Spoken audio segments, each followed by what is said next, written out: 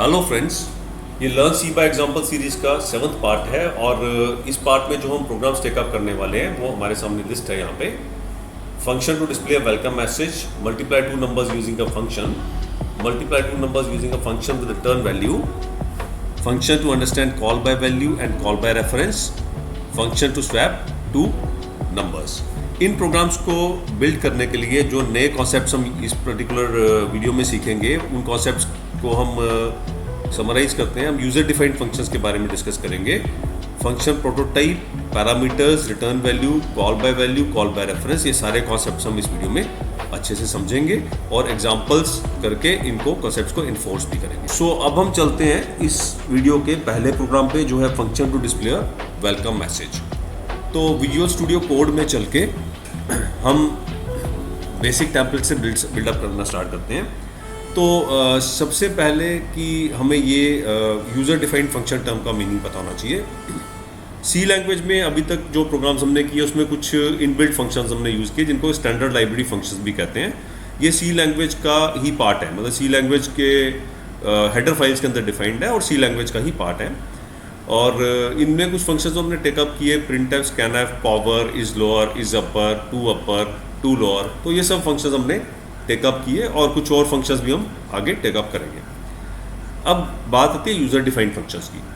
जब हम प्रोग्रामिंग करते हैं तो हमें कई टास्क जो है वो इस तरह से परफॉर्म करने होते हैं कि वो हमें रिपीटेटिवली करने हैं और हम एक ब्लॉक ऑफ कोड बना देते हैं जिस ब्लॉक ऑफ कोड को हम जितनी मर्जी बार कॉल करके अपना वो टास्क परफॉर्म कर सकते हैं। इसका एक और एडवांटेज होता है कि जो हमारे प्रोग्राम्स हैं जो कि बड़े मैसिव बन जाते हैं, मोनोलिथिक बन जाते हैं टाइम के साथ, उनको हम अलग अलग डिपेंडिंग अपॉन फंक्शनलिटी अलग अलग मॉड्यूल्स में डिवाइड कर सकते हैं। तो हम एक ब्लॉक ऑफ कोड जिसका एक पर्टिकुलर टास्क है, उस ब्लॉक ऑफ कोड को अलग से हम मेन प्रोग्राम से थोड़ा सा अलग करके सेग्रीगेट करके फंक्शन नेम दे सकते हैं और मेन प्रोग्राम से जहाँ भी चाहिए उसको फंक्शन कॉल हम कर सकते हैं।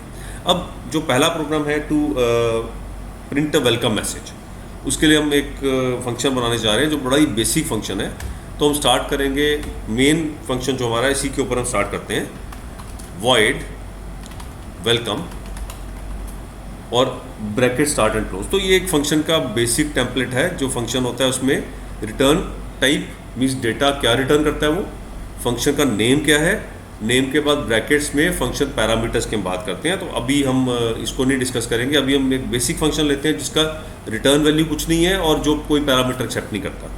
तो ये फंक्शन जो है वेलकम, इस फंक्शन की बॉडी में, फंक्शन बॉडी में इसकी स्टेटमेंट्स लिखेंगे हम। जो भी स्टेटमेंट्स इस फंक्शन को कॉल करने पर रन करनी चाहिए वो स्टेटमेंट्स हम लिखेंगे। अब ये बहुत ही सिंपल फंक्शन है, सबसे बेसिक फंक्शन है जिसके अंदर सिर्फ एक प्रिंटफ स्टेटमेंट है। तो मैं यहाँ पे प्रिंटफ स्टेटमेंट दे दूँगा और इसमें एक वेलकम मैसेज दे दूँगा। सो मैं कहता हूँ welcome to learn C by example series bye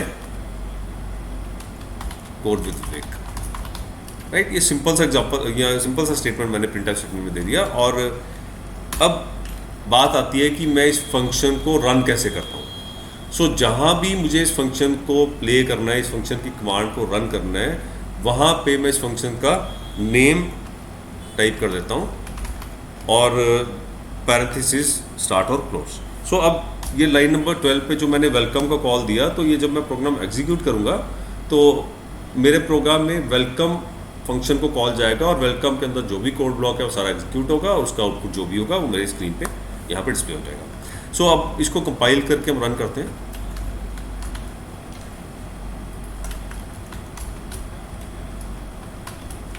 welcome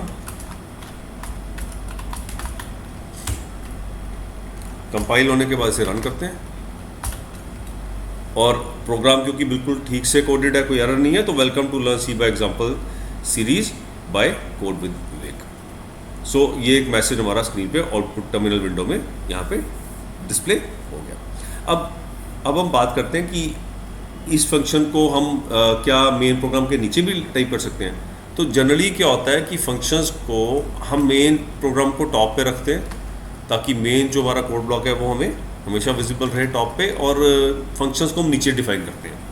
अब बात ये आती है कि अगर हम ऐसा करके प्रोग्राम को कंपाइल करके रन करेंगे तो प्रोग्राम एरर जनरेट करेगा, राइट। ये एरर क्या है यहाँ पे, एक तो कंफ्लिक्टिंग टाइप्स फॉर वेलकम और इम्प्लिसिट डिक्लेरेशन। तो समझने में तो ये एरर अब हम समझ नहीं आ रहा, लेकिन इसका रीज़न क्या है इस एरर के पीछे कि जब वेलकम को कॉल करता है मेन प्रोग्राम तो वेलकम का डेफिनेशन उसे नहीं मिलता।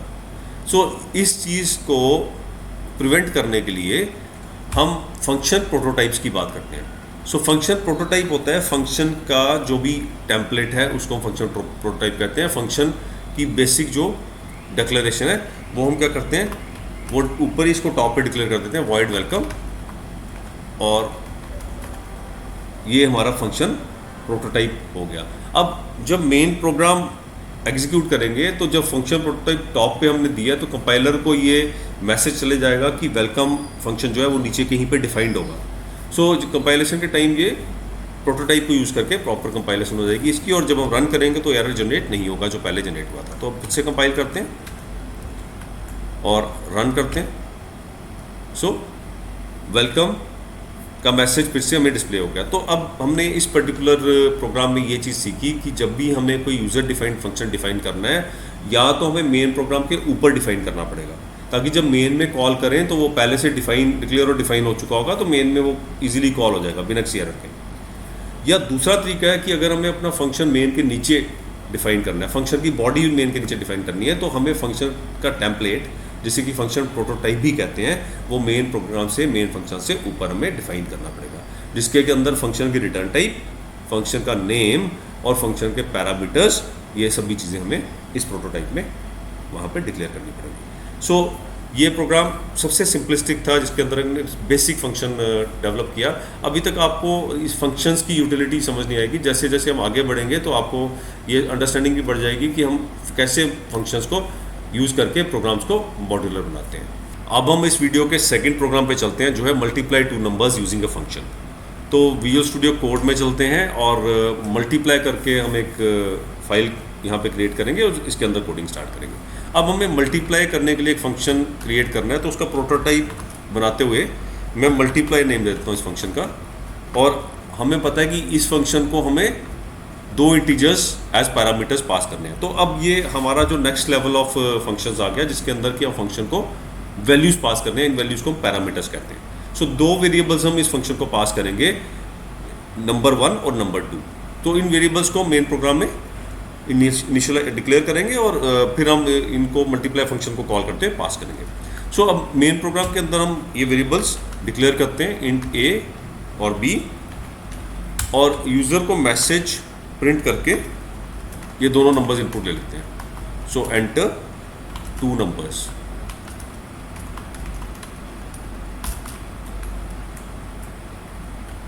और ये हम स्कैन कर लेंगे ए और बी वेरिएबल में। So scan F %d %d %a %b। Variable scan करने के बाद हम ये जो वेरिएबल्स हैं इनको हम पास करेंगे मल्टीप्लाई फंक्शन को। तो फंक्शन ब्लैक बॉक्स की तरह भी एक्ट करता है। जब तक फंक्शन मैंने बनाया नहीं है तो मुझे ये सोचना नहीं है कि फंक्शन कैसे वर्क करेगा, राइट। तो मुझे ये सोचना नहीं है कि फंक्शन कैसे वर्क करेगा, मुझे सिर्फ इस फंक्शन को यहाँ पे कॉल करना है। और जब मैं फंक्शन की एक्चुअल कोडिंग स्टार्ट करूँगा तो मुझे इसकी इम्प्लीमेंटेशन के बारे में सोचना है। तो यहाँ पे सिर्फ मुझे फंक्शन कॉल करना है, तो मैं ब्लैक बॉक्स की तरह मानूंगा कि इस फंक्शन को मैं दो वेरिएबल्स पास करता हूँ, तो ये दो वेरिएबल्स को मल्टीप्लाई करके उसका आउटपुट मुझे देता है। सो हमने इस मल्टीप्लाई फंक्शन को दो वैल्यूज़ पास कर दी, या दो वेरिएबल्स या दो पैरामीटर्स पास कर दिए, और मल्टीप्लाई फंक्शन इन पैरामीटर्स को एक्सेप्ट करके इन्हें मल्टीप्लाई करके हमें रिजल्ट में इनका प्रोडक्ट हमें डिस्प्ले करेगा। अब मल्टीप्लाई फंक्शन का मेन डेफिनेशन की बात करते हैं। तो multiply int type variable A accept करता है, int type variable B accept करता है एज पैरामीटर्स, और एक वेरिएबल हम इसमें प्रोडक्ट स्टोर करने के लिए रखेंगे सी को हम इक्वेट करेंगे ए टू बी, और फिर प्रिंट एफ स्टेटमेंट में ये रिजल्ट हम डिस्प्ले कर देंगे। तो मैं कहता हूँ %d into %d equal to %d। So a into B equal to C. So a b c तीनों की वैल्यूज में यहाँ पे पास कर देता हूँ प्रिंट एफ फंक्शन को, और ये प्रिंट एफ फंक्शन रन करने के बाद कैलकुलेशन हमारी प्रॉपर ये दिखाएगी a इंटू बी। अगर 5 देता हूँ a, b देता हूँ 7, तो 5 इंटू 7 इक्वल टू 35। सो अब हम इससे प्रोग्राम को रन करके देखते हैं। तो यहाँ पे हमने देखना है कि हमने फंक्शन का प्रोटोटाइप टॉप पे डिक्लेयर किया, दो वेरिएबल्स हमने यूजर से एक्सेप्ट किए और उनको एज पैरामीटर्स फंक्शन को पास ऑन किया। फंक्शन में हमने उन दोनों पैरामीटर्स को यूज करके उनका प्रोडक्ट कैलकुलेट करके प्रोडक्ट को एज अ रिजल्ट हमने स्क्रीन पे डिस्प्ले कर दिया। तो अब इसे कंपाइल करके रन करते हैं इस प्रोग्राम को। जीसीसी मल्टीप्लाई,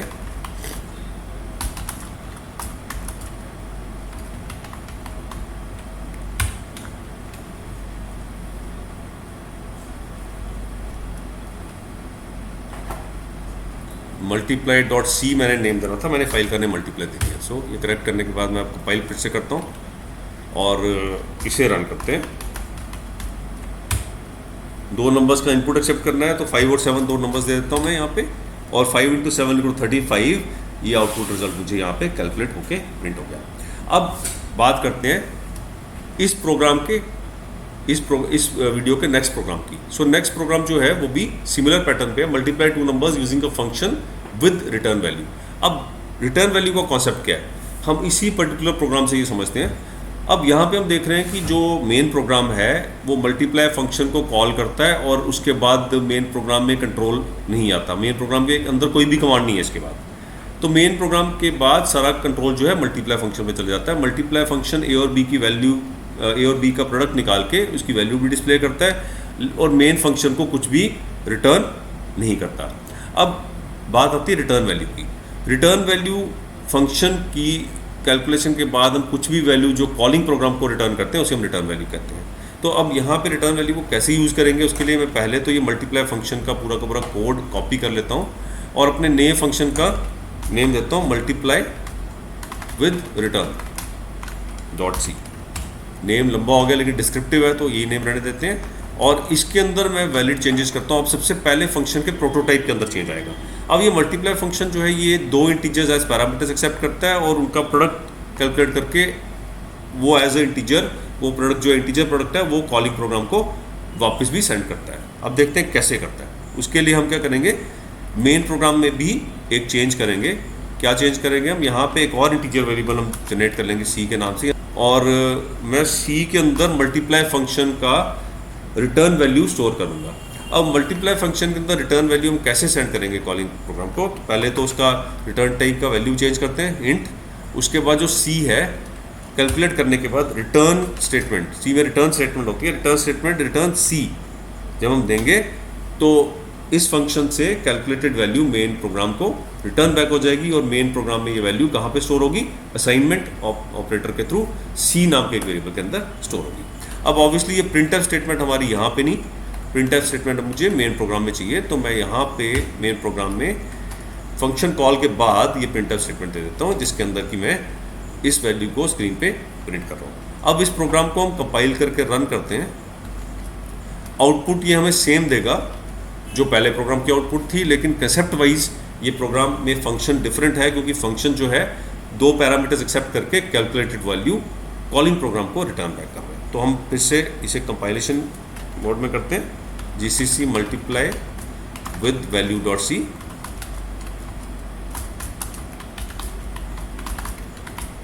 और इसे रन करते हैं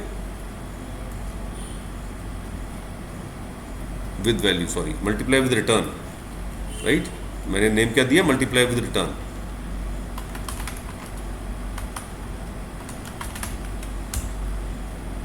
और कंपाइलेशन के बाद इसे हम रन करते हैं, मल्टीप्लाई विद रिटर्न। रन करने पे दो वैल्यूज एक्सेप्ट करेगा ये, 5 और 7 ही दे देते हैं, और एंटर प्रेस करने के बाद इनका रिजल्ट 5 × 7 = 35 ये मुझे स्क्रीन पे डिस्प्ले हो रहा है। लेकिन ये जो प्रिंटफ स्टेटमेंट है ये मेन फंक्शन में से रन कर रही है, जबकि पहले वाले एग्जांपल में जो प्रिंटफ स्टेटमेंट है वो मल्टीप्लाई फंक्शन के अंदर से रन कर रही थी। इस प्रोग्राम को समझने के बाद हम अपने नेक्स्ट प्रोग्राम पे चलते हैं। अब जो नेक्स्ट प्रोग्राम है वो है function to understand call by value and call by reference. ये फंक्शंस को अंडरस्टैंड करने के लिए बहुत ही इंपॉर्टेंट कॉन्सेप्ट है और मैं बहुत डिटेल में एक्सप्लेन करूँगा, और थोड़ा सा अटेंटिवली ये फॉलो करना कि मैं क्या एक्सप्लेन करने चाह रहा हूँ। सो इस प्रोग्राम के नेम मैं दे देता हूँ val n ref means value and reference.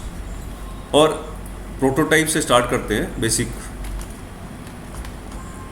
Template से स्टार्ट करते हैं और देखते हैं कि इस प्रोग्राम में हम करने क्या वाले हैं। सी में जो भी फंक्शन हम कॉल करते हैं, फंक्शन की जो डिफ़ॉल्ट सिस्टम है कॉल का वो होता है कॉल बाय वैल्यू। इसको समझने के लिए हम इसको इस तरह से अंडरस्टैंड कर सकते हैं कि जब भी हम एक फंक्शन कॉल करते हैं तो जब भी उसको पैरामीटर पास करते हैं तो पैरामीटर की एक नई कॉपी बन जाती है प्रोग्राम के फंक्शन के अंदर, और जो फंक्शन है वो उस कॉपी के ऊपर वर्क करता है। सो इसको हम कहते हैं कॉल बाय वैल्यू। हम सिर्फ वैल्यू पास करते हैं। सो जो कॉल्ड फंक्शन होता है उसके अंदर वो वैल्यू स्टोर करने के लिए वो डिफरेंट वेरिएबल जनरेट करता है और उसके अंदर वो वैल्यू स्टोर करके उस पर जो भी प्रोसेसिंग करनी है वो प्रोसेसिंग करता है। सो इसे समझने के लिए मैं आपको स्टेप बाय स्टेप ये समझाता हूँ। सबसे पहले मैं कॉल बाय वैल्यू जो कि एक डिफ़ॉल्ट टेक्निक है सी में फंक्शन कॉल करने का, उसको मैं एक्सप्लेन करने के लिए आपको एक छोटा सा फंक्शन बना के यहाँ पे बताता हूँ। सो मेरा फंक्शन जो है उसे मैं रिटर्न वैल्यू कुछ भी नहीं एक्सेप्ट करनी उसे मैंने, और मैंने फंक्शन को नाम दे दिया कॉल बाय वैल, और इससे मैं एक इंटीजर टाइप वेरिएबल सेंड करना चाहता हूँ और उसके ऊपर कुछ प्रोसेसिंग करूँगा और फिर देखते हैं कि उसका आउटपुट हमारा मेन में क्या आएगा। मेन प्रोग्राम में मैं एक इंटीजर टाइप वेरिएबल ए ले लेता हूँ और उसकी इनिशियल वैल्यू मैं 5 ले लेता हूँ।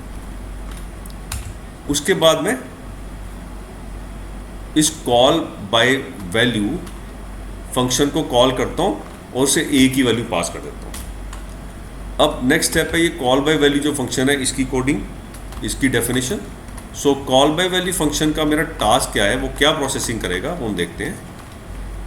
कॉल बाय वैल्यू जो भी वैल्यू उसको मिलेगी उस वैल्यू को 2 से मल्टीप्लाई कर देगा, राइट। तो और वो स्टोर कर देगा जो मेरा कॉल वेरिएबल है। सो अगर मैं उसको ए की वैल्यू पास करता हूँ तो ये ए के अंदर a इंटू 2 स्टोर कर देगा। कहने का मीनिंग ये है कि अगर a के अंदर 5 है तो फंक्शन a के अंदर 5 इंटू 2 दैट इज 10 स्टोर कर देगा। अब इसका इफेक्ट क्या होगा, मेन प्रोग्राम में भी एक a वेरिएबल है, फंक्शन में भी एक a वेरिएबल है। तो मैंने अभी आपको जो एक्सप्लेन किया उसका मीनिंग ये था कि जो फंक्शन वाला a वेरिएबल है, नेम चाहे उसका a है लेकिन वो डिफरेंट मेमोरी लोकेशन में वैल्यू स्टोर करेगा, और मेन प्रोग्राम वाला a जो है वो डिफरेंट मेमोरी लोकेशन में वैल्यू स्टोर करेगा। तो दोनों की वैल्यूज ओवरलैप नहीं होगी। सो इसका मीनिंग ये भी हुआ कि अगर मैं मेन प्रोग्राम में प्रिंटफ स्टेटमेंट देता हूँ और उसमें मैं a की वैल्यू प्रिंट करता हूँ, सो हम a की वैल्यू प्रिंट करके देखते हैं मेन प्रोग्राम में। मैं एक प्रिंटफ स्टेटमेंट देने लगा यहाँ पे, और मैं किस सेगमेंट में वो प्रोग्राम की वो यहाँ पे लेबल की तरह डिस्प्ले कर रहा हूँ, main the value of a, right.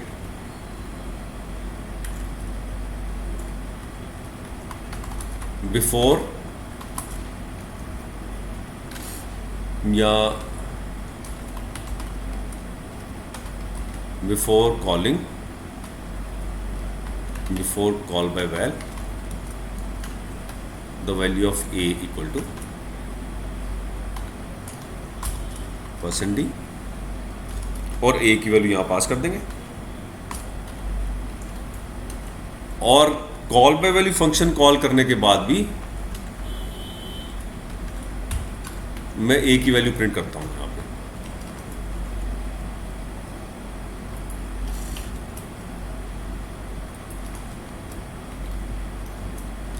सो अभी तक जो मैंने कॉन्सेप्ट आपको बताया उस कॉन्सेप्ट के अकॉर्डिंग मेन प्रोग्राम का जो a वेरिएबल है वो डिफरेंट है और कॉल बाय वैल्यू फंक्शन का जो a वेरिएबल है वो डिफरेंट है।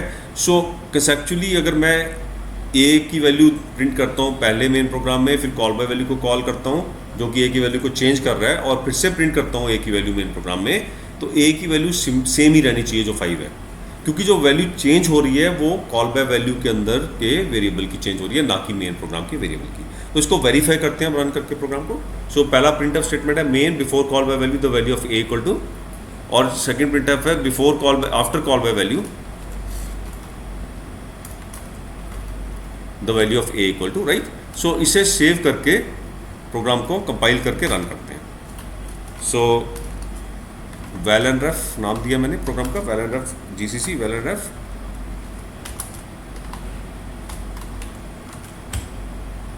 कंपाइलेशन के बाद रन करते हैं इसे।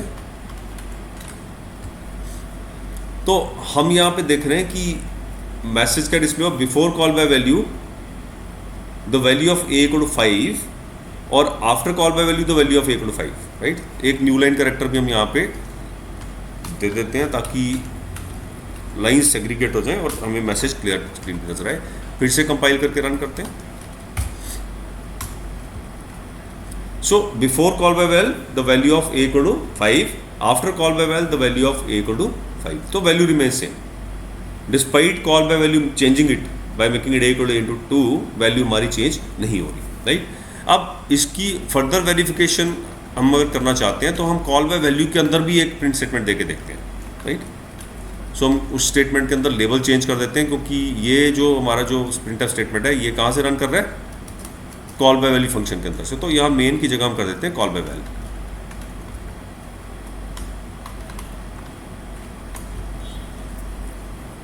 सो मैं कहता हूँ in call by val, so call by val function के अंदर the value of A equal to जो भी वैल्यू मेरी ए की कॉल बाय वैल फंक्शन के अंदर होगी। तो अब जो हमने अभी तक अंडरस्टैंड किया कॉल बाय वैल फंक्शन का ये डिफरेंट है, तो उसकी वैल्यू हमें डिफरेंट वहाँ पे प्रिंट होकर नजर आएगी जो कि 10 है हमारे केस में, एग्जाम्पल केस में 10 है।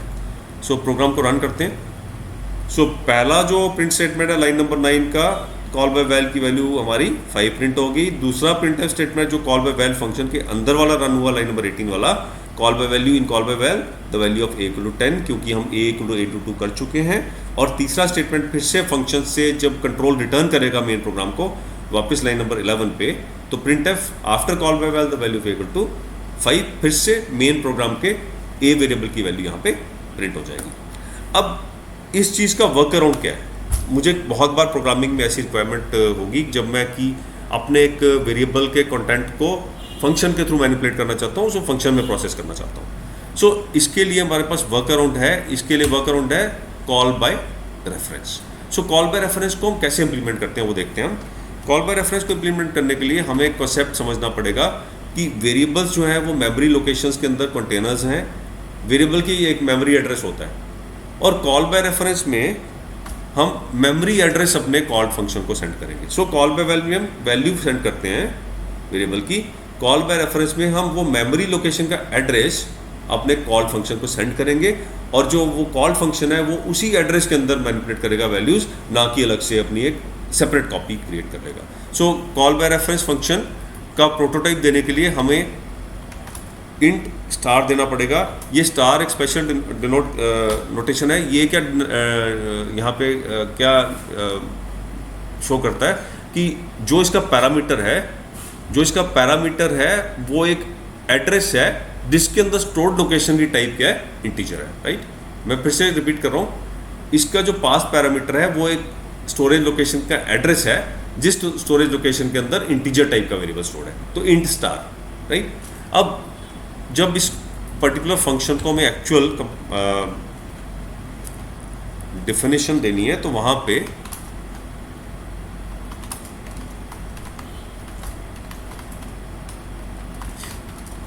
फिर से यही रिपीट होगा नोटेशन, और वेरिएबल का नेम यहाँ पे हम देंगे स्टार बी। मीन्स की जो बी वेरिएबल है, जो बी है वो एड्रेस है, और star B means B address पे जो स्टोर्ड वैल्यू है वो इंटीजर टाइप की है। तो एड्रेस के ऊपर स्टोर्ड वैल्यू के लिए हम स्टार वेरिएबल यूज़ करते हैं, पॉइंटर वेरिएबल कहते हैं इसको, वो आगे हम डिटेल में समझेंगे अगले लेक्चर्स में। सो कॉल बाय वैल्यू के अंदर हमने क्या करना है, इस पर्टिकुलर वैल्यू को, अब ये वैल्यू हम बी से रेफर नहीं करेंगे जैसे कि कॉल बाय वैल्यू में हम ए से रेफर कर रहे थे।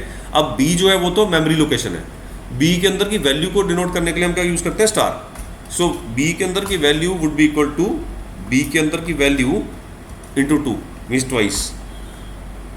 और इस पर्टिकुलर बी वेरिएबल को हमें डिक्लेयर और इनिशियलाइज भी करना पड़ेगा, तो डिक्लेयर करके मैं उसकी इनिशियल वैल्यू 7 दे देता हूँ, राइट। अब कॉल बाय जो रेफरेंस फंक्शन है उस फंक्शन को अभी तक मैंने मेन प्रोग्राम में कॉल नहीं किया, तो ये रन तो होगा नहीं, इसको कॉल करना पड़ेगा हमें मेन प्रोग्राम में। कैसे करेंगे वो हम देखते हैं। सो मैं ये 3 लाइन्स ऑफ कोड को कॉपी करके पेस्ट कर रहा हूँ, रेलेवेंट चेंजेस कर दूंगा, टाइपिंग एफर्ट रिड्यूस हो जाएगा। So printf main before call by val the value of b, अब हम b वेरिएबल से डील कर रहे हैं तो b की बात करेंगे, कॉल बाय वैल की जगह कॉल बाय रेफ करेंगे, ऊपर भी मैंने कॉल बाय रेफ ही करना था, कर देते हैं। अब यहाँ पे एक और चेंज है, कॉल बाय रेफ जब भी हम किसी वेरिएबल का एड्रेस पास करते हैं किसी फंक्शन को, तो एड्रेस पास करने का जो सिंबल होता है वो क्या होता है, %a।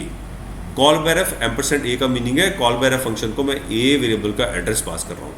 ये जो डिनोट करने का तरीका है ये हम ऑलरेडी देख चुके हैं अभी तक। स्कैनएफ फंक्शन में हमने नोट किया होगा कि जब भी हम स्कैनएफ फंक्शन में कीबोर्ड से कुछ स्कैनिंग लेते हैं तो हम क्या करते हैं, जो वेरिएबल है जिसके अंदर हमें इनपुट देना है उसका एड्रेस हम पास करते हैं स्कैनएफ फंक्शन को।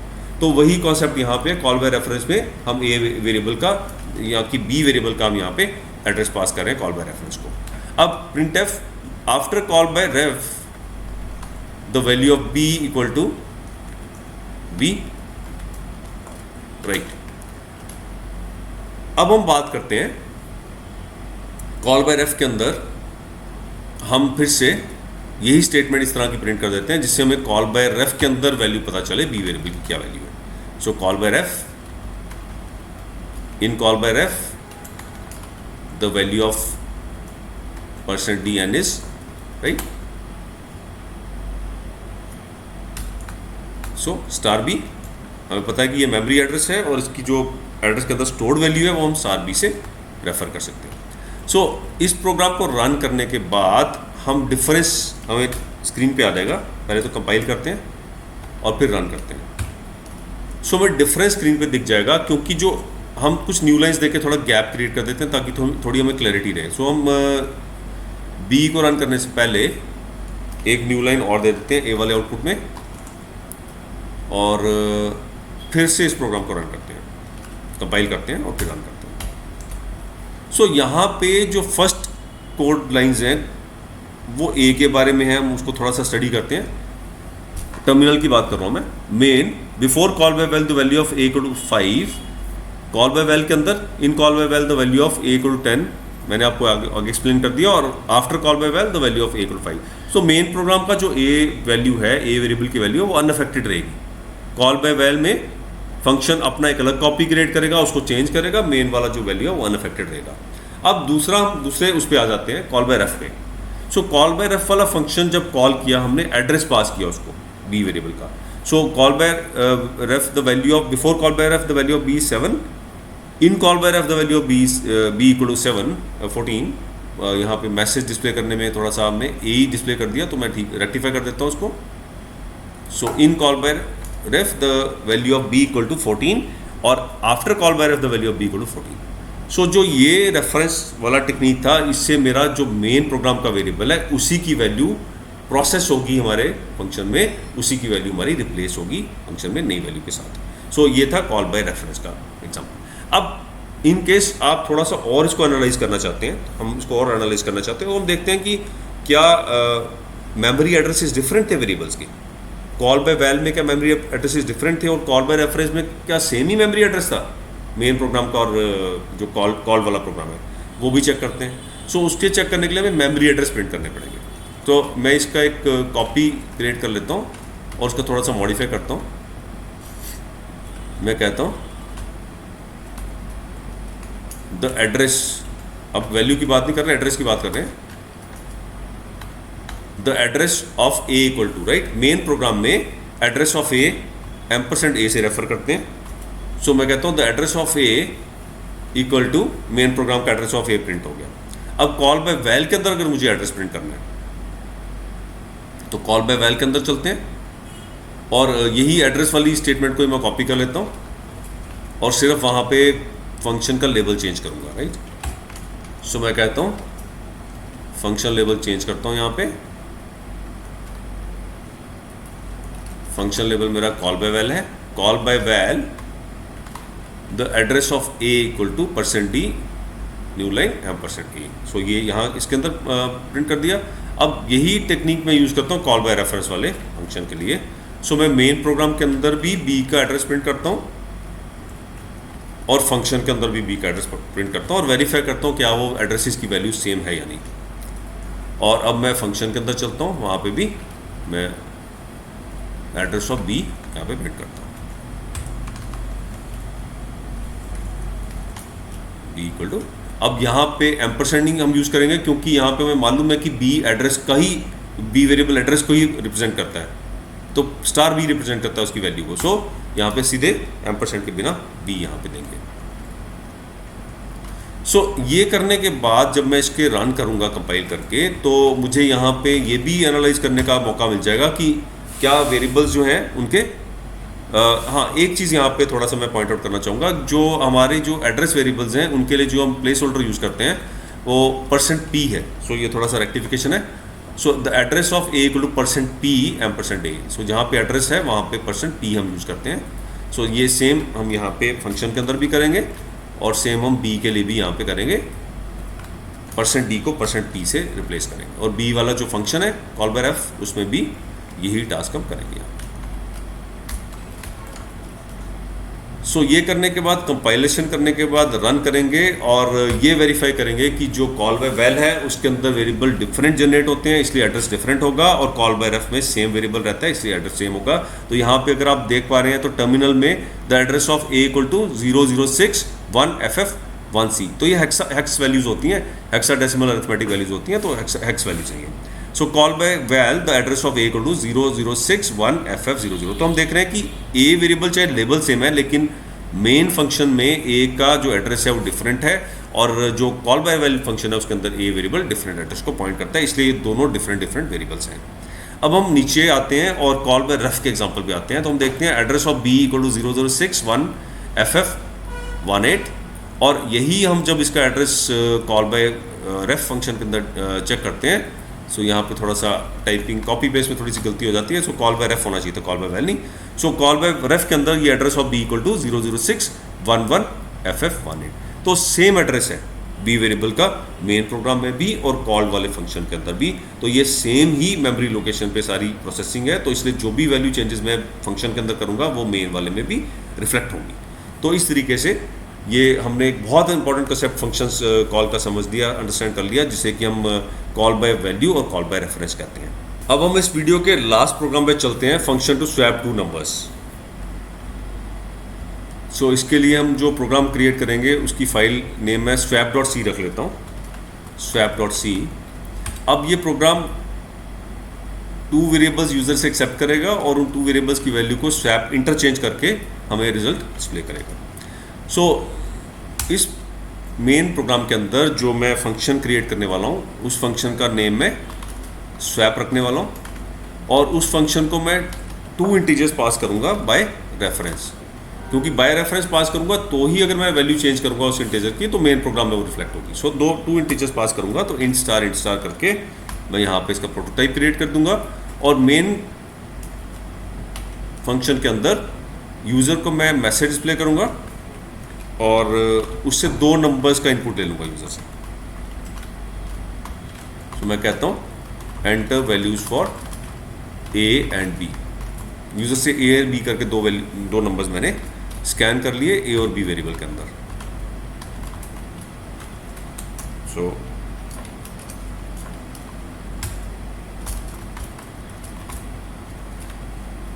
ये स्कैन करने के बाद मैं स्वैप फंक्शन को कॉल करूँगा, और स्वैप फंक्शन को कॉल करने से ये दोनों वैल्यूज़ जो हैं इंटरचेंज होनी चाहिए। तो मैं इनका एड्रेस पास करूँगा, ए का एड्रेस और बी का एड्रेस, और स्वैप फंक्शन की कोडिंग के लिए मैं मेन फंक्शन के नीचे चले जाऊँगा और वहाँ पे ये स्वैप फंक्शन को कोड करना स्टार्ट करूँगा। सो रिटर्न टाइप इसकी वॉइड है और 2 पैरामीटर्स ये एक्सेप्ट करता है। सो इंटीजर ए और इंटीजर टाइप बी।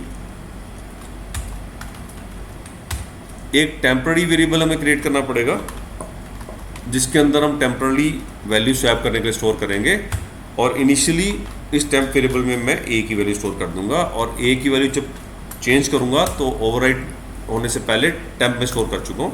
तो मैं कहता हूँ कि ए में मुझे बी की वैल्यू चाहिए और बी में ए की वैल्यू चाहिए, लेकिन अब ए की वैल्यू ओवरराइट हो चुकी है लाइन नंबर 18 की स्टेटमेंट देने के बाद। सो ए की वैल्यू कहाँ पे स्टोर्ड है, टेम्प वेरिएबल के अंदर, तो बी इक्वल टू टेम्प। सो ये few lines of code run करने के बाद मेरे ए और बी की वैल्यूज अब इंटरचेंज हो चुकी हैं। अब बात आती है कि मेन प्रोग्राम में मुझे यूज़र को ये मैसेज डिस्प्ले करना है कि न्यू वैल्यूज़ क्या है और बी की। तो सबसे पहले मैंने यहाँ पे वेरिएबल डिक्लेयर भी करने थे ए और बी, क्योंकि यूज़र से इनपुट ले रहे हैं तो इनिशियलाइज करने की ज़रूरत हमें नहीं है। और स्वैपिंग से पहले मैं एक मैसेज देना चाहूँगा स्क्रीन पे प्रिंटफ स्टेटमेंट के थ्रू। मैं कहता हूँ कि इनिशियल वैल्यूज प्रिंट करना चाहता हूँ। सो मैं कहता हूँ initial values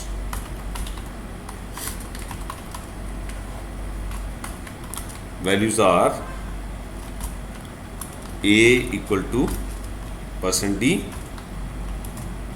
b equal to %d। So मेरी इनिशियल वैल्यूज का मैसेज यहाँ पे डिस्प्ले हो जाएगा और एक न्यू लाइन कैरेक्टर के साथ अगला जो आउटपुट है न्यू लाइन पे आएगा, और ए की वैल्यू और बी की वैल्यू यहाँ पास कर दूंगा प्रिंटफ स्टेटमेंट। सो ये होगी initial value swap function call करने से पहले। स्वैप फंक्शन कॉल करने के बाद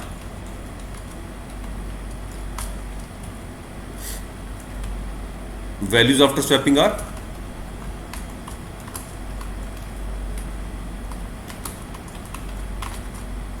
ऑब्वियसली ए की वैल्यू ए और बी की वैल्यू में बी यहाँ पे डिस्प्ले कर दूंगा। अब बात आती है कि कैसा आउटपुट आएगा इसका, देखते हैं हम। कंपाइल करके इसको एग्जीक्यूट करते हैं, रन करते हैं।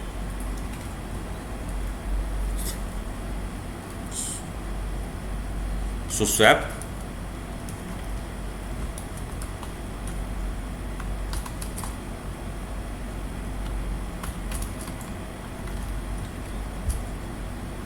सक्सेसफुल कंपाइलेशन के बाद इसे रन करेंगे और टू वैल्यूज ए और बी हम यहाँ पे स्क्रीन से एंटर कर देंगे। मैंने 10 और 27 करके वैल्यूज यहाँ पे एंटर कर दी। सो हम यहाँ पे वैल्यू मैसेज देख रहे हैं, initial values are A equal to 10, B equal to 27। Values after swapping are A equal to 27, B equal to 10। So successful swapping हमारी स्वैप फंक्शन के थ्रू हमने परफॉर्म कर दी। और बहुत मैसिव प्रोग्राम्स बना के हम उनको डिबग करने में हमें प्रॉब्लम्स आती हैं, और हमें कई बार टास्क डिवाइड करना होता है, तो भी अगर हम प्रोग्राम को फंक्शंस में डिवाइड कर दें तो वो भी हमारा जो डिवीजन ऑफ टास्क है वो भी ईजियर हो जाता है। सो ये प्रोग्राम अगर आपको बिना फंक्शंस के करने हैं तो भी पॉसिबल है, लेकिन मैं रिकमेंड करता हूँ कि टाइम के साथ हम छोटे छोटे मॉड्यूल्स में अपने प्रोग्राम्स को डिवाइड करेंगे तो हमारी प्रोग्रामिंग और भी रोबस्ट हो जाएगी और भी एक्सपर्टाइज हमें कोडिंग में आ जाएगा। सो ये वीडियो अगर आपको अच्छा लगा तो लाइक बटन हिट ज़रूर करें, चैनल को सब्सक्राइब करें और बेल आइकन पर क्लिक करें ताकि आपको फ्यूचर वीडियो अपडेट्स मिलते रहें। Happy coding friends.